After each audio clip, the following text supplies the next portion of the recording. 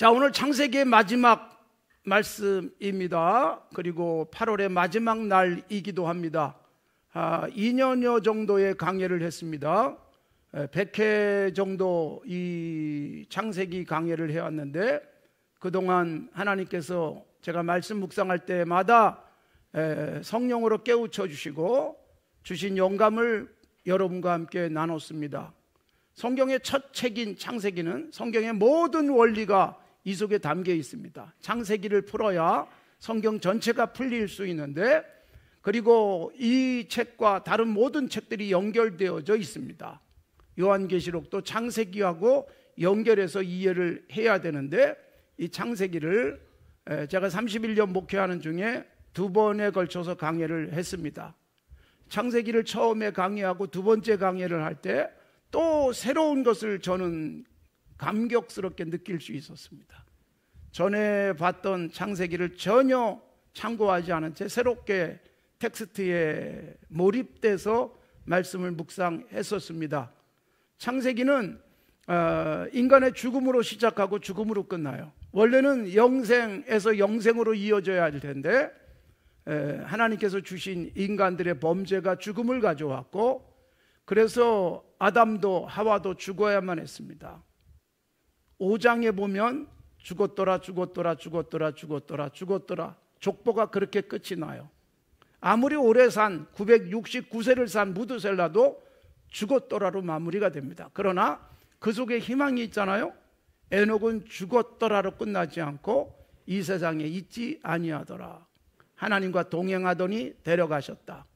동행이 뭐예요? 하나님 말씀을 그대로 순종하는 삶이에요. 그러니까 아담과 하와가 동행이 안 된 거예요. 불순종을 통해서 죽음을 가져왔지만, 그래서 다 죽는데 죽지 않는 사람도 있다. 그래서 구약 속에, 창세기 속에 예수 그리스도로 말미암은 영생을 보여주는 인물 에녹이 나오고 있는 것입니다. 그리고 뒤에 나오는 모든 인물들도, 아브라함도, 이삭도, 야곱도, 그리고 야곱의 12아들, 그리고 마지막에 길게 스토리를 갖고 있는 요셉도 결국 죽습니다. 그래서 우리 모두는 죽는다는 메시지를 전하고 있습니다. 죄인은 죽는다. 그런데 아까 에녹을 말씀드렸잖아요. 죽지만 죽지 않는 것입니다. 영원히 살아가는 은혜가 바로 예수 그리스도를 통해서 주어지는 거예요. 구약이 죽음을 계속 강조하는 이유는 죽음을 향해서 가고 있는 우리들에게 영원한 생명이 보장되는 길이 있다. 그것을 계속 암시해 주고 있어요. 그것이 신약으로 이어지는 거예요. 그래서 구약은 메시아의 오심을 계속 예언해 주고 있고, 그 메시아를 만나는 사람은 죽음 속에 매몰되지 않고 죽는 중에도 소망이 있고 죽음 중에도 새로운 시작이 있음을 보여주다가, 그러다가 신약에서 예수 그리스도가 오셔서 우리에게 진정한 부활이요 생명이 되신 그 놀라운 은총을 안겨주시는 것으로 이어지고 있는 것입니다. 그래서 창세기에서는 죽음이 나오지만 성경의 제일 마지막에는 영생, 하나님 나라, 창세기에서는 잃어버린 낙원, 그러나 회복된 낙원을 요한계시록에서 보여주고 있는 것입니다. 오늘 창세기의 마지막 부분을 살펴보겠습니다. 요셉의 유언이 나오고 있어요. 요셉의 죽음. 결국 요셉도 죽습니다. 누구라도 죽지 않을 사람은 없음을 보여주고 있습니다. 특별히 요셉은 창세기에 나오는 인물 중에 권력을 가진 사람이잖아요. 아브라함도 이삭도 야곱도 그 어떤 세상의 권력을 갖고 있지는 않았습니다. 하나님이 주신 부를 누렸지만, 그런데 요셉은 당대 최강의 나라 이집트의 최고의 자리에 올라간 사람이잖아요. 그래서 권력을 갖고 있으나 그도 죽습니다. 부를 갖고 있어도 반드시 죽을 수밖에 없습니다. 24절에 요셉이 형제들에게 말합니다. 나는 죽을 것이나, 죽는다는 거예요. 110세를 살고 죽습니다.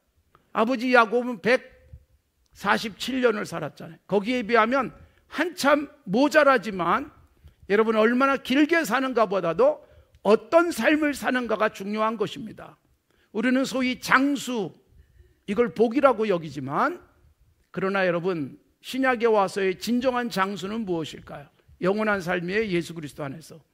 이 땅에서 몇 년을 사느냐, 이 땅에서 얼마나 건강하게 사느냐보다도 더 중요한 것은 예수 그리스도 안에서 생명력을 가지고 기쁨과 감격 속에 찬송하며 살다가 하나님 앞에 가면 영원한 삶을 살게 된다는 것을 신약 성경은 우리에게 말씀해 주고 있습니다.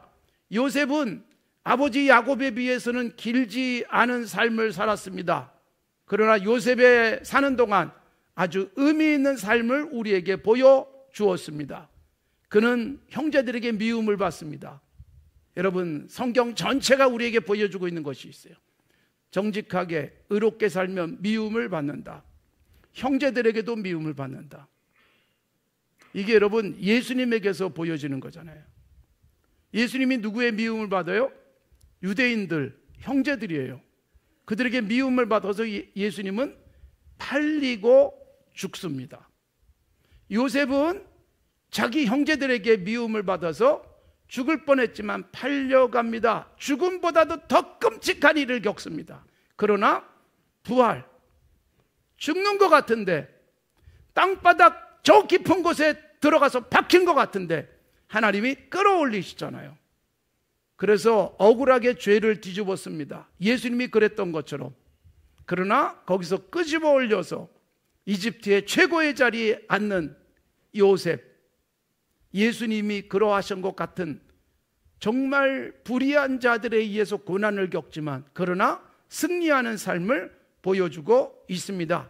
예수 안에 있으면, 그리고 말씀 안에서 바르게 살아가면 죽는 것 같아도 높아지고 살아나는 역사가 있습니다. 예수님이 그런 모습을 우리에게 보여주셨고, 바울 사도가 빌립보서 2장에서 예수님이 종의 형체를 가지고 내려오셔서 죽기까지 복종하셨다. 그러나 하늘 아버지께서 그를 최고로 높이셨다라고 말씀하고 있습니다. 사랑하는 성도 여러분, 우리가 세상에서 얼마나 높은가를 가지고 서로 서열을 매기고 그리고 높낮이를 평가할 수 있을지 모르지만, 그러나 진정한 그리스도인의 높음이란 뭘까요? 영적 높음, 가치관이 얼마나 높은가, 이런 것입니다. 돈에 매몰되고 세상의 서열에 익숙해지는 삶이 아니라 하나님이 나를 어떻게 보실 것인가, 그래서 영적으로 높은 차원의 삶을 살다가 죽지만 죽지 않는 삶, 이게 그리스도인의 삶이에요. 세례 요한은 죽었지만 세례 요한은 세상에 살던 모든 사람 중에 최고의 사람으로 예수님에게 인정되었으며, 우리도 예수님 안에서 그렇게 살아가면 요한과 같은 가치 있는 인생을 살 수 있음을 보여주고 있습니다. 자, 요셉은 유언을 합니다. 나는 이제 죽을 것이다. 그러니까 여러분, 아무리 힘을 갖고 있어도 이것은 피할 수 없습니다. 다윗, 성경에서 최고의 이름을 가진 다윗, 다윗은 최고의 브랜드 가치를 가지고 있다라는 말씀은 제가 우리 교회에서 자주 드렸어요. 다윗의 자손 예수 그리스도잖아요. 다윗의 나라 하나님 나라를 보여주잖아요. 그런 다윗, 신약 성경 속에 가장 존귀한 이름을 남긴 다윗도 열왕기 상 2장에 보면 죽을 날이 임박했습니다. 총리도 죽고 왕도 죽습니다. 권력을 갖고 있어도 죽습니다. 부를 갖고 있어도 반드시 죽습니다. 우리가 놓치지 않아야 될 것은 매일 아침마다 눈을 떠서 오늘 살게 하셨네. 그러나 나는 언젠지 모르지만 반드시 죽을 것이다. 이걸 기억하고 살아가야 돼요. 때로는 오늘일 수도 있고 내일일 수도 있습니다. 오늘 살아있다고 내일도 살 수 있다고 보장할 사람은 아무도 없습니다. 그래서 나는 죽습니다. 그래서 매일 죽음에 대한 대비를 하고 살아가는 거예요. 죽음에 대한 대비가 뭘까요? 오늘이 마지막인 것처럼 살아가는 거예요. 내가 먹는 밥이 오늘 마지막 식사다. 저 사람하고 나누는 대화가 오늘 나의 마지막 대화다. 저 사람을 품고 안아주는 것이 오늘 마지막으로 하는 행위라고 생각해 보십시오. 얼마나 인생이 진지해지겠습니까? 다윗 죽을 날이 가까웠습니다. 그러자 솔로몬에게 유언을 하죠. 내가 이제 세상 모든 사람이 가는 길로 가게 되었다. 굉장히 유언이 의미심장하지 않아요? 다윗도 죽어요. 왕도 죽어요. 그런데 뭐라고 말해요? 세상 모든 사람이 가는 길로 가게 됐다. 우리는 여러분 이 땅 사는 동안에 각각 자기의 길을 가요. 사람마다 길이 다를 수 있어요. 어떤 사람의 길은 이 사람의 길보다 더 좋은 것 같지만 속에 들어가 보면 그렇지 않을 수도 있고, 어떤 사람의 길은 더 빠른 것 같지만 또 멀리 보니까 그런 것 같지도 않고, 사람마다 다 달라요. 그러나 마지막에는 다 한 길을 갑니다. 그게 뭐예요? 죽음이에요. 세상 모든 사람이 가는 길, 누구도 피할 수 없는 길, 그게 바로 죽음이라는 길인데, 여러분 이것은 우리에게 끝이 있음을 보여주고 있는 거예요. 여러분 우리가 살아가면서 즐거움도 끝이 있습니다. 고통과 아픔도 끝이 있습니다. 웃음도 끝날 날이 옵니다. 눈물도 끝나는 날이 반드시 있습니다. 하루하루 마무리가 되고 새로운 날이 시작되듯 오늘의 즐거움도 내일의 슬픔으로 바뀔 수도 있고요, 오늘의 고통과 아픔이 내일의 즐거움으로 바뀔 수도 있습니다. 영원한 것은 아무것도 없습니다. 반드시 끝이 있습니다. 그래서 우리는 끝이 있기 때문에 살아가는 게 훨씬 더 우리들은 감격 속에 살 수 있어요. 이것도 끝이 있지. 그러므로 지금을 마음껏 누리고 즐기고 감사하며 살아갈 수 있잖아요. 영원한 것처럼 착각하지 마십시오. 끝이 있습니다. 잘 나간다고 할 때 조심하셔야 됩니다. 끝날 날이 와요. 너무 힘들고 지칠 때 낙심하지 마십시오. 그것도 끝이 납니다. 그러기에 우리는 끝을 잘 준비하며 살아야 됩니다. 자, 이렇게 요셉이 끝날 날이 왔어요. 그런데 요셉의 삶, 요셉이라는 사람을 우리가 생각하면 제일 먼저 떠오르는 게 꿈이잖아요. 창세기 37장에서 요셉은 꿈을 꿉니다. 2번이나 꿈 얘기를 합니다. 그 꿈 때문에 형제들에게 미움도 받고 비아냥거림도 당합니다. 그렇습니다, 여러분. 사람의 꿈은 누군가에게 무시당할 수도 있어요. 그러나 우리는 꿈을 꾸며 살아가는 거예요. 어린아이들이 자기 꿈을 얘기할 때 어른들이 여러분 그 꿈을 존중해 줘야 되는데 꿈을 비아냥거리기도 합니다. 때로는 꿈을 짓밟아 버리기도 합니다. 꿈을 키워줘야 되는 거예요. 꿈꿀 수 있는 환경을 만들어주고 꿈꿀 수 있는 가슴에 그 문을 열어줄 수 있어야 돼요. 꿈을 가지고 있는 사람은 행복합니다.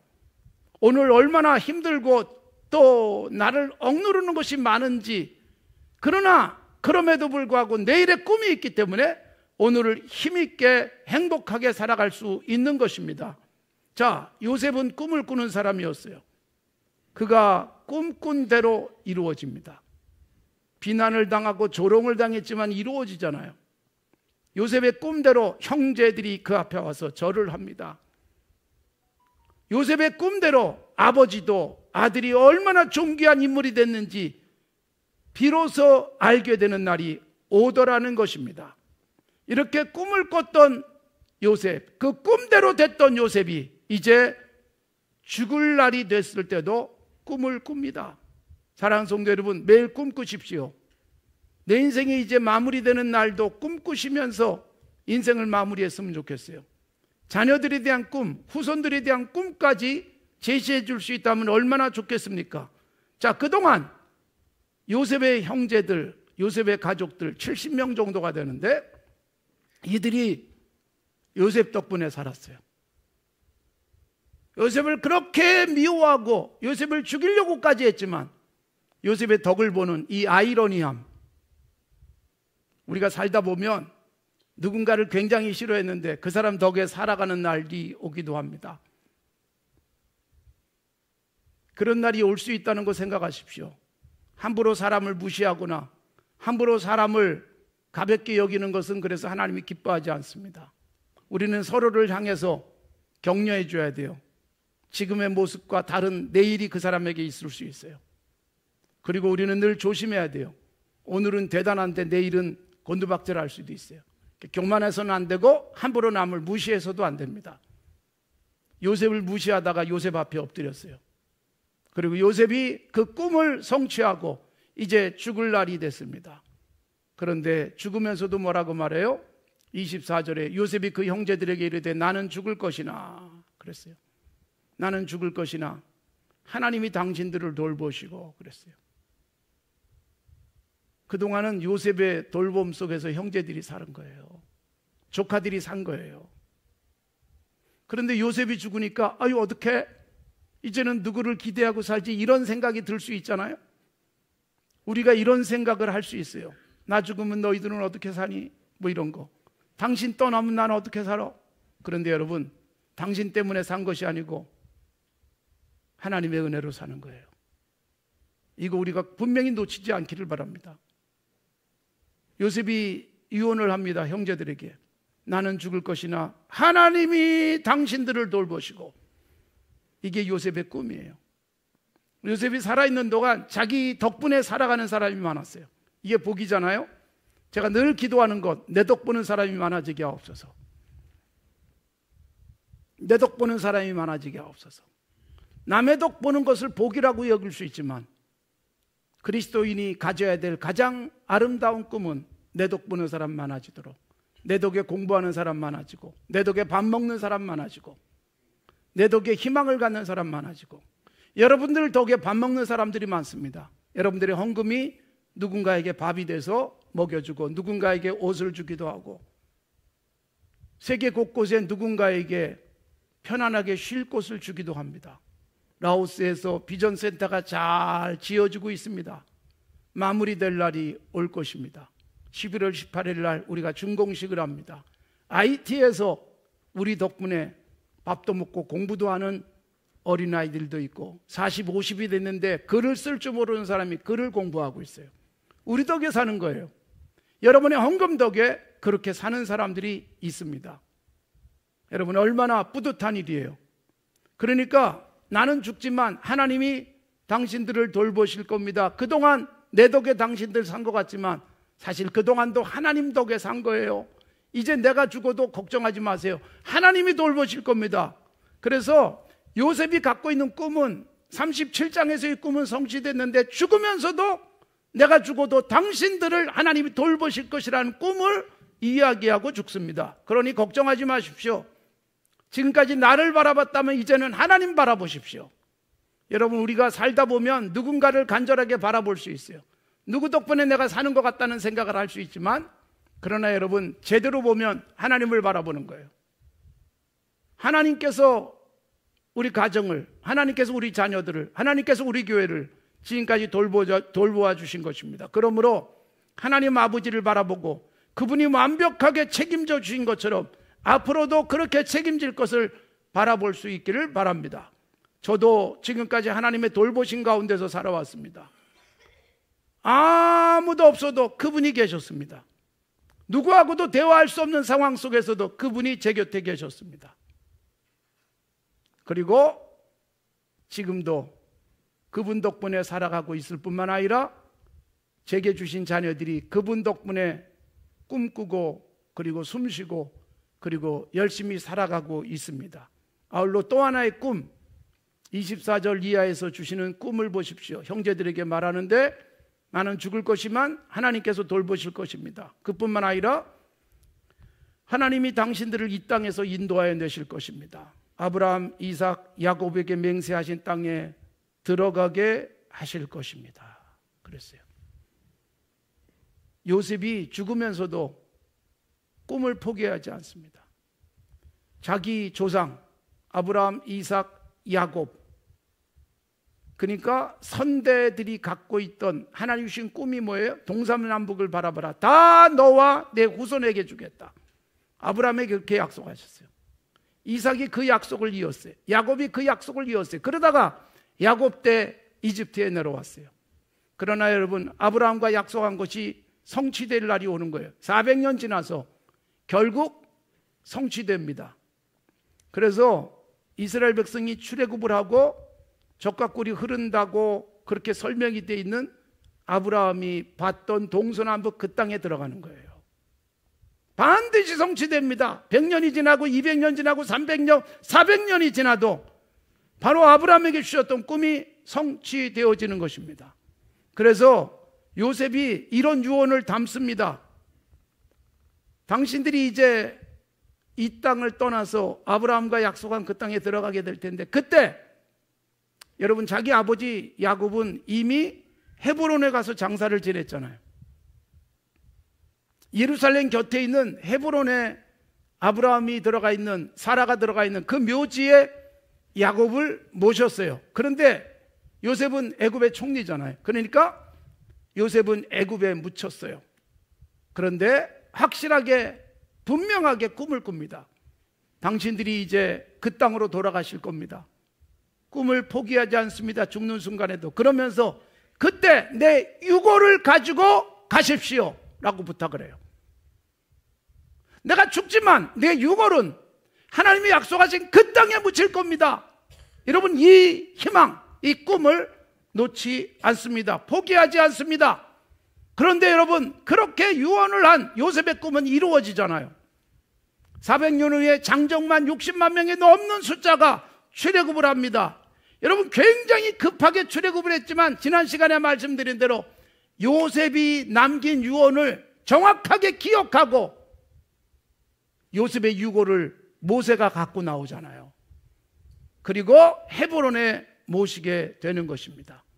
그러니까 요셉이 꾼 꿈, 요셉이 유언한 그 속에 담겨있는 요셉의 꿈, 성취되더라는 거예요.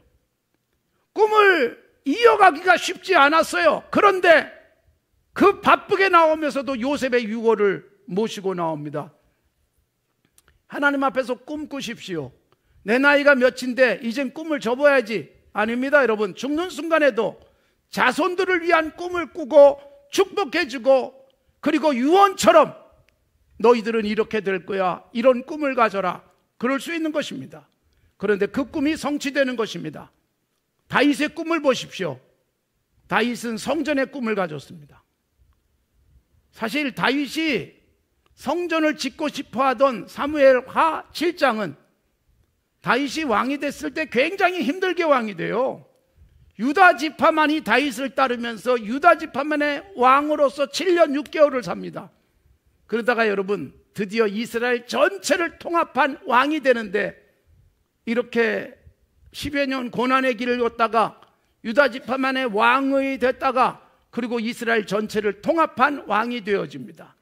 꿈이 이루어진 것 같았을 거예요. 와, 내가 드디어 이스라엘 전체의 왕이 됐구나. 그러나 여러분, 그렇게 됐을 때도 꿈을 또 꿨습니다. 하나의 꿈이 이루어지고 두 가지 꿈이 이루어지고, 그런데도 또 꿈을 꿉니다. 그 꿈이 뭐예요? 성전을 짓고 싶은 거예요. 성전은 다윗에게 있어서 최고의 꿈입니다. 하나님의 이름을 높이는 예배자의 꿈, 다윗이 갖고 있던 꿈이에요. 그런데 여러분, 그 꿈이 이루어지잖아요. 다윗이 그 꿈을 이루진 못하지만 아들 솔로몬이 성전을 짓습니다. 그러나 포기하지 않잖아요. 죽을 때까지 성전 건축을 위한 어마어마한 재물을 하나님 앞에 헌금하는 모습이 역대상 28장 29장이 나오는 거예요. 그리고 솔로몬에게 유언을 합니다. 넌 반드시 성전을 지어야 되느니라. 내가 이렇게 많은 물질을 하나님 앞에 드렸다. 이것 가지고 성전을 지어라. 그래서 솔로몬이 성전을 짓지만 사실은 그것은 다윗 아버지의 꿈이었습니다. 아버지의 꿈이 아들을 통해서 성취되는 거예요. 이것도 얼마나 큰 복이에요. 내가 꾼 꿈, 내가 하나님 앞에서 가졌던 거룩한 소망, 그리고 희망, 이것이 여러분, 내가 기초를 놓고 우리 아들이 그 꿈을, 우리 자녀들이 그 꿈을 이루어낸다면 이것처럼 큰 복은 어디 있겠습니까? 그래서 와, 당신 아버지가 꿈을 꾸더니 이렇게 됐군요 라고 옆에서 말해준다면 그것도 최고의 꿈일 것입니다. 최고의 복이 될 것입니다. 바울 사도도 꿈을 꿉니다. 바울 사도가 아주 끝까지 놓지 않은 꿈이 뭐예요? 로마행이에요. 로마행. 바울 사도가 로마로 가고자 했던 것이 굉장히 많이 좌절됐어요.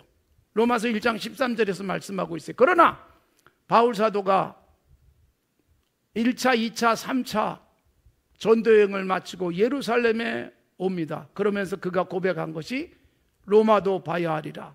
굉장히 힘들게 로마를 가고 싶었지만 좌절되고 또 좌절되고 좌절됐어요. 그래도 난 로마에 가야 돼 라고 사도행전 19장에서 선포하고 사도행전이 28장에서 마무리되는데 사도행전 28장은 뭐예요? 바울 사도가 드디어 로마에 가서 찾아오는 사람들에게 복음을 전하는 것으로 사도행전은 마무리돼요. 그러니까 사도행전은 바울 사도의 꿈이 이렇게 성취되었다라는 것으로 마무리가 되는 것입니다. 사랑하는 성도 여러분, 꿈을 꾸시고 그 꿈이 성취되는 복이 있길 바랍니다. 죽는 순간에도 내일에 대한 꿈을 가졌던 요셉처럼 예수님께서도 꿈을 보여주셨어요. 하나님 나라의 꿈. 제자들에게 그걸 계속 가르친 거예요. 그리고 베드로 사도 같은 사람에게는 꿈을 집어넣어 주잖아요. 꿈꿀 수 없는 사람에게 꿈꾸게 만듭니다. 마태복음 16장 16절에 베드로 사도에게 말씀을 합니다. 너는 베드로라. 내가 이 반석, 베드로라는 이름 반석이라는 뜻에서 나왔어요. 페트라. 내가 이 반석 위에 나의 교회를 세울 것이다. 그러니까 베드로 사도가 반석이 될 것이다. 교회의 반석, 교회를 놓는 기초가 될 것이다. 너는 희생적으로 헌신하면서 하나님의 교회를 세워라. 그 꿈을 확 집어넣어 줬어요. 로만 가톨릭이 오해를 해가지고 베드로를 교주화하는 어리석음을 범하고 있지만 성경적으로 바른 해석은 베드로의 신앙 고백, 이것이 기초가 돼서 교회가 세워지게 되는 것입니다. 요한복음 21장에서 베드로 사도에게 또 꿈을 집어넣어 줍니다. 젊어서는 스스로 띠띠고 원하는 곳으로 다녔지만 늙어서는 내 팔을 벌리리니 남이 내게 띠띠우고 원하지 아니하는 곳으로 데려가리라. 이건 뭐예요? 베드로 사도의 순교예요. 순교. 베드로가 꿈을 꾸지 못했는데 예수님이 그가 반석이 되어지는 꿈, 그의 신앙 고백이 반석이 되는 꿈, 그리고 그가 마지막 죽을 때 순교자의 멋진 모습을 보일 것을 꿈으로 줬어요. 그 꿈을 가슴에 안은 채 베드로는 살다가 하나님 앞에 가게 되는 것입니다. 사랑하는 성도 여러분, 창세기를 그동안 묵상하면서 창세기 속에 나타났던 사람들의 꿈들을 보았습니다. 아브라함에게 동서남북을 주시겠다고 했는데 그 땅이 드디어 그 후손들에게 이어지는구나. 이것도 우리가 보게 됐습니다. 창세기의 시작을 통해서 모든 세상이 어떻게 시작됐는지, 그리고 아름답게 창조된 세상이지만 인간들의 죄가 세상을 망가뜨리는 모습도 보았습니다. 그런데 하나님은 인간들이 망가뜨렸지만 인간을 통해서 세상을 회복하기를 원하시는 거예요. 그래서 하나님이 선택하시는 사람 아브라함이 있었어요. 그 중에 이삭, 야곱, 이들을 통해서 세상을 회복시키잖아요. 이제 그 하나님이 내가 살고 있는 이 세상에서 나를 통해서도 세상을 회복시키기를 원하고 계시는 겁니다. 창세기의 오늘 마무리. 그러나 여러분, 우리는 새로운 시작을 하는 거예요. 창세기를 통해서 사람들을 통해서 일하셨구나. 나도 하나님이 쓰시는 사람이 되자. 나도 아브라함처럼 쓰여질 수 있고 야곱처럼 쓰여질 수 있고 요셉처럼 쓰여질 수 있습니다. 하나님이 나를 사용하시면 나는 하나님의 큰 일을 감당할 수 있습니다. 여러분, 우리가 마치 진흙 한 덩이 같은 존재라고 성경은 말하고 있어요. 그런데 위대한 작가이신 그분이 진흙을 빚으면 최고의 작품이 되는 거예요. 우리가 그렇게 쓰여질 수 있어요. 오늘 창세기를 마무리하면서 하나님이 나도 사용하시는 은혜가 있기를 바랍니다. 앞으로 나를 그리고 나의 후손들을 통해서 어떻게 일하실지 꿈꾸십시오. 그리고 나의 꿈이 성취되는 복이 있기를 바랍니다. 나의 꿈이 자녀들을 통해서 성취되는 은혜가 있기를 바랍니다. 이제 다음 주일부터 하나님께서 사용하신 아주 평범한 사람, 그런데 위대하게 사용하신 엘리야라고 하는 구약의 인물을 우리가 살펴보도록 하겠습니다. 창세기에 나왔던 인물들과 또 하나님께서 계속해서 역사를 펼쳐가시는 엘리야라고 하는 인물, 구약의 최고의 선지자로서의 이름을 가진 엘리야를 살피면서 오늘 세상 속에서 내가 어떻게 살아야 될지, 그리고 나는 깜깜한 시대에 어떤 모습으로 살아야 될지를 도전받는 우리들이 되기를 바랍니다.